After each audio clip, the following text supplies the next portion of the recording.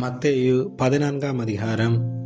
அக்காலத்தில் கார்பாங்கு தேசாதிபதியாகிய ஏரோது இயேசுவின் கீர்த்தியை கேள்விப்பட்டு தன் ஊழியக்காரரை நோக்கி, இவன் யோவான் ஸ்நானன், இவன் மரித்தோரிலிருந்து எழுந்தான், ஆகையால் இவனிடத்தில் பலத்த செய்கைகள் விளங்குகிறது என்றான். ஏரோது தன் சகோதரனாகிய பிலிப்புவின் மனைவி ஏரோதியாளின் நிமித்தம் யோவானை பிடித்து கட்டி காவலில் வைத்திருந்தான்.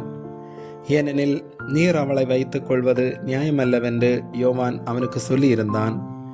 ஏரோது அவனை கொலை செய்ய மனதாயிருந்தும் ஜனங்கள் அவனை தீர்க்கதரிசி என்று எண்ணினபடியால் அவர்களுக்கு பயந்திருந்தான்.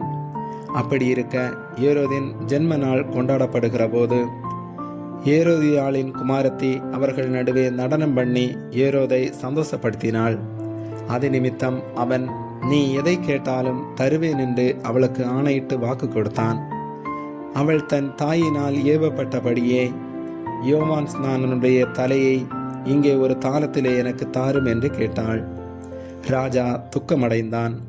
ஆகிலும் ஆணையின் நிமித்தமும் பந்தியில் கூட இருந்தவர்களின் நிமித்தமும் அதை கொடுக்க கட்டளையிட்டு ஆள் அனுப்பி காவற்குடத்திலே யோவானை சிரச்சேதம் பண்ணுவி